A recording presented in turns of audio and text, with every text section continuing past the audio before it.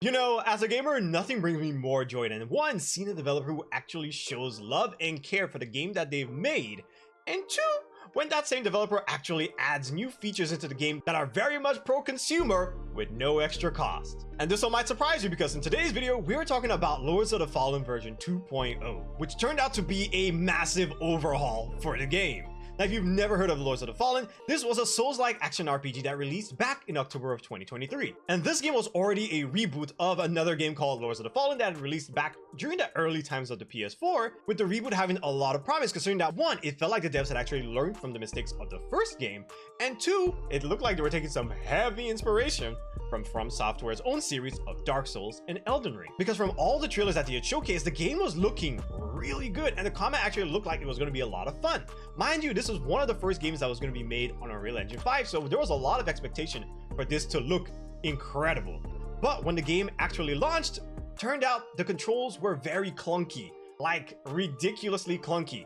And during combat, there was no weight to your attacks. It didn't matter if you're using heavy weapons or light weapons, they all kind of felt the same. And let's talk about the graphics. This game was, again, made with Unreal Engine 5, but what we ended up getting didn't look that good. Now, from my experience, I had just come right off of Lies of P. Phenomenal game, loved it.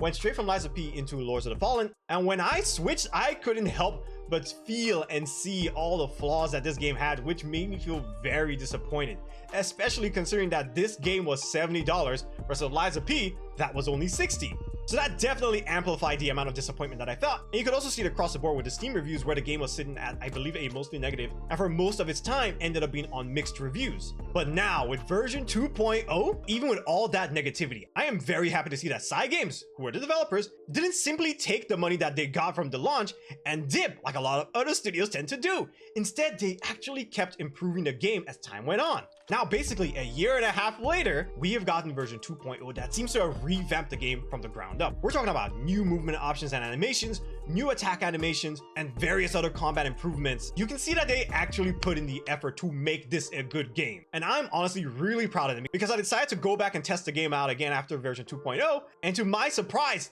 the game felt so much better. So currently I'm playing the first Berserker Kazan. This is a very fast-paced action combat game. And somehow, while I was playing Lords of the Fallen, the combat felt similar. I was able to cancel into the movement, the dodging, the attacks. Everything just felt so much smoother, like it flowed properly. There's a boss I'd been stuck in with Lords of the Fallen. Coming back, I beat the boss in the first try.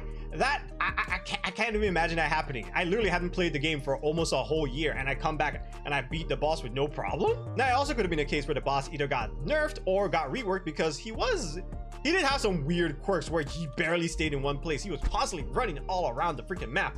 And when I fought him recently, he wasn't doing all that extra shit. So that honestly helped quite a bit. But all in all, the combat felt good. And another thing I had noticed that was greatly improved on was the graphics. The game actually looked really good now. We're talking about better lighting, better reflections. Like the game just looked so much better.